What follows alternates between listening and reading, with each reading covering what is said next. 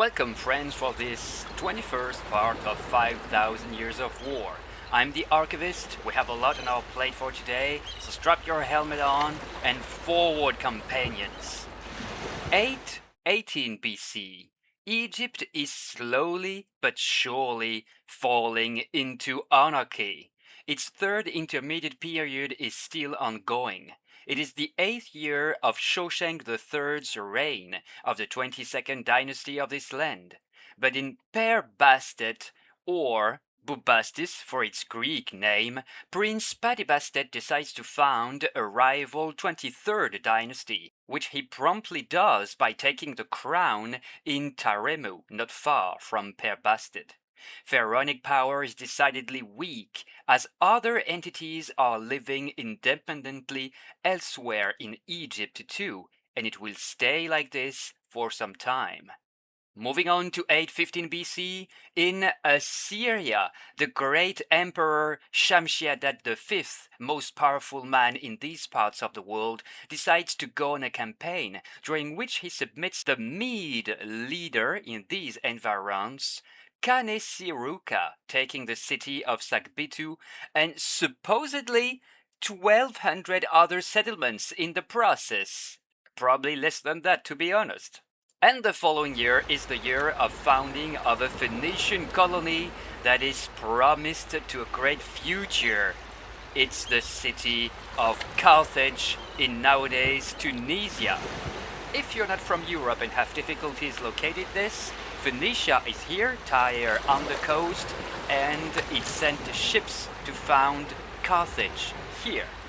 It seems that it is after some turmoil in Tyre that ships were sent to found the colony. The Carthaginians will develop a vast commercial fleet and will gain their independence during the 4th century BC in quite a while. And it is also in quite a while that the city will actually look like this, with a commercial harbor and a war harbor. Yeah, it will take quite a few centuries for the city to grow like this. I apologize, but traces of old Carthage are scarce. 814 also sees the start of the reign of Joachaz of Israel over here, whom will suffer a big attack from Hazael of Damascus, slightly northeast of him. Joachaz will be forced to become a vassal of the Aramean king of Damascus. A 100 chariot, 500 cavalrymen, and 10,000 infantrymen garrison would have been left in Israel to control this land.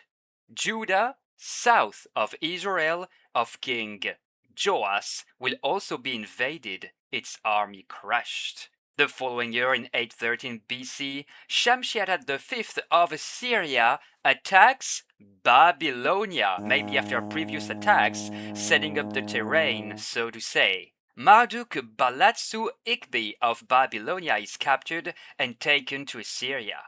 The Elamites of nowadays southwestern Iran, pressured elsewhere by the Medes and Persians coming from their north and northeast, trying to settle in their land, have fought with the Babylonians to no avail.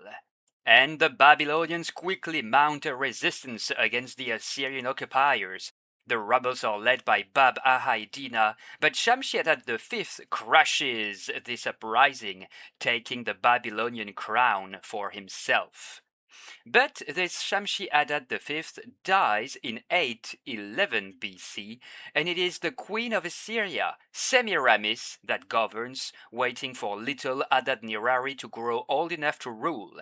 Semiramis will campaign north of his empire and southeast against the Medes, seasoned riders. Of course, you might know of Semiramis for the Hanging Gardens of Babylon, but it's actually believed that they date from after her, during the reign of Nebuchadnezzar II.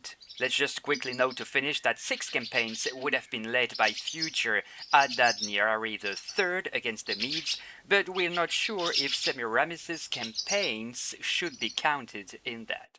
And before we make a big jump through time, we'll mention the end of the reign of Ishbuhini of Urartu, builder of numerous fortresses in his country of nowadays Armenia.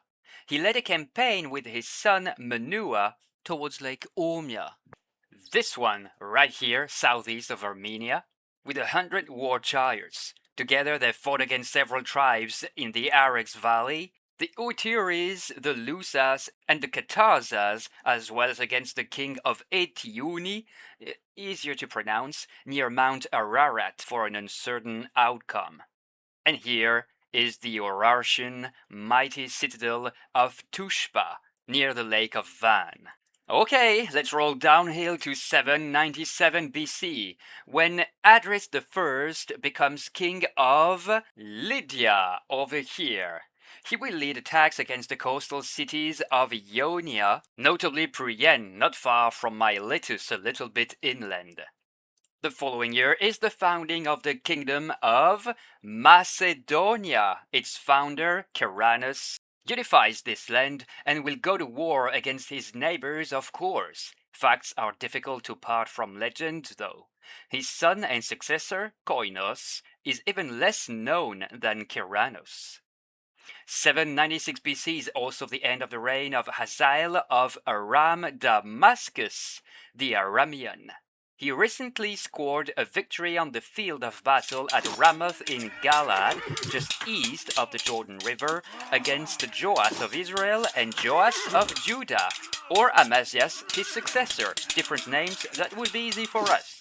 He failed in taking Jerusalem and then had to repulse 2 Assyrian attacks coming from his northeast.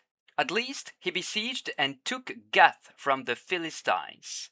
Hazael's successor, his son Ben-Hadad III, already veteran of war, rapidly attacks Israel, but is beaten after initial successes 3 times by King Joas, not far from Aphek, forcing him to withdraw. Adding insult to injury, Ben-Hadad is then attacked by Adad-nirari III of Assyria. Damascus is besieged and submitted, and Aram Damascus declines. Still around here, Amazias of Judah, over here, takes the throne after his father Joas's assassination. He, with possibly dozens of thousands of mercenaries in his army, will take the fortress of Selah from the Edomites, capturing 10,000 of them. The captives are thrown from atop the mountain on which sits the fortress. Sometimes sources say that this did not happen at Selah, but rather at Petra, both sites being close. In any event, Selah will eventually fall into Nabatean Arabs' hands in the coming centuries. To finish with Amazias of Judah, he'll be beaten by Joas of Israel at Beth Shemesh, west of Jerusalem, which is taken by Joas, its walls destroyed. In exchange for his life, Amazias must recognize Israel's dominance over Judah. Quickly over 790 BC, where Jeroboam II, son of Joas, takes the crown of Israel and go to take Ammon, over here, and Moab, just south of it, from the Arameans. Let's take a rest from Hebrews' adventures. In 786, Menua of Urartu, nowadays Armenia, retires. Well, he dies, in fact. Author of many campaigns at the head of 1,600 war chariots and 10,000 cavalrymen, maybe, he took the region of Alsh between Tigris and Euphrates, Carchemish, over here, and the small kingdoms of Melid, Malatya, today in eastern Turkey, Gorgum in the same area, all around here, but closer to the Syrian border. Menua erected many a citadel in the cities he ruled. His successor, Archivist I, will also strengthen Urartu, taking its border to the Mediterranean Sea. What a journey! Latakia, Ramitha, back then near Ugarit, was quickly taken, 6,000 of its people, or warriors of Hittite ethnicity, being captured. He'll even reach Byblos. What a feat for him! And on screen was the Tree of Life, an important Urartian symbol on a helmet. 783 BC, the Emperor of Assyria and King of Babylon, Adad-nirari III, passes away. He well asserted dominance over Arameans and Hebrews. His successor, Shalmaneser IV, relinquishes the crown of Babylon, though. The following year, we meet again with Archivist I of Urartu, builder this year of a fortress city, Erebuni, Yerevan today, of which you can see here a stone carved for its founding.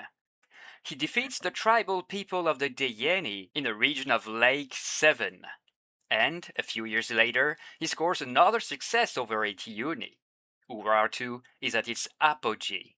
In 776, Archivist I will have the fortress city of Argishti Kinili in the center of his kingdom, near Armavir, built. Slightly later, in 776, Azariah seizes the crown of Judah after the assassination of his father in Lachish. Azarias will give some vigor back to his kingdom, which is still a vassal of Israel. The fortifications of Jerusalem are restored, the army reinforced, notably concerning war chariots.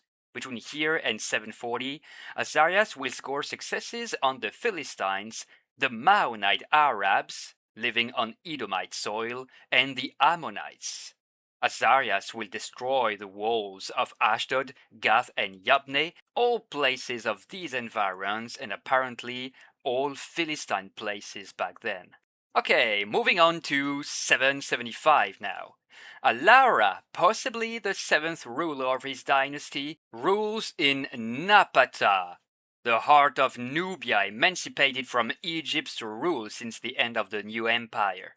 From Napata, Alara's predecessors have forged a kingdom approximately encompassing modern Sudan and showcasing all the traditions of pharaonic Egypt.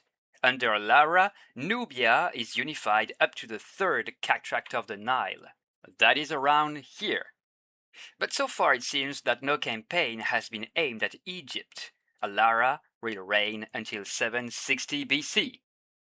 774 now is the start of Milkiram of Tyre's reign. I almost read Milky Way, to be honest. So Milkiram, will rule in Tyre until 750 BC, and he will in the meantime lose his influence over nearby Sidon to Shalmaneser IV of Assyria. And now, it is time to go see what's happening in China. Yes, I know you want Rome patience.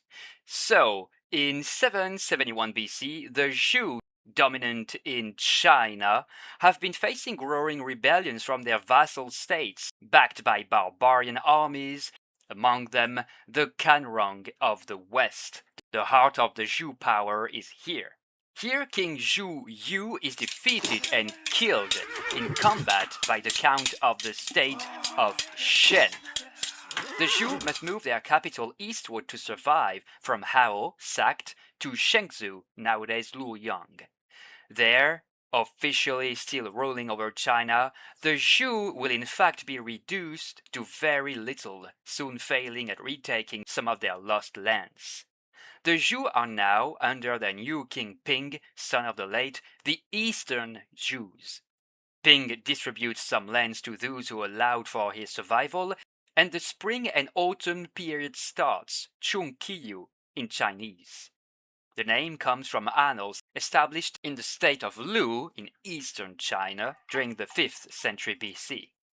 During the spring and autumn period, successive Zhou kings, again dividing their possessions between their sons, the count of states will reach 150, each one fighting to get a bigger slice. The main states, the most powerful ones, will be Qin in the north, Shu in the south, Jin and Qin in the west, Wu and Yue in the southeast, and we will limit ourselves to these ones.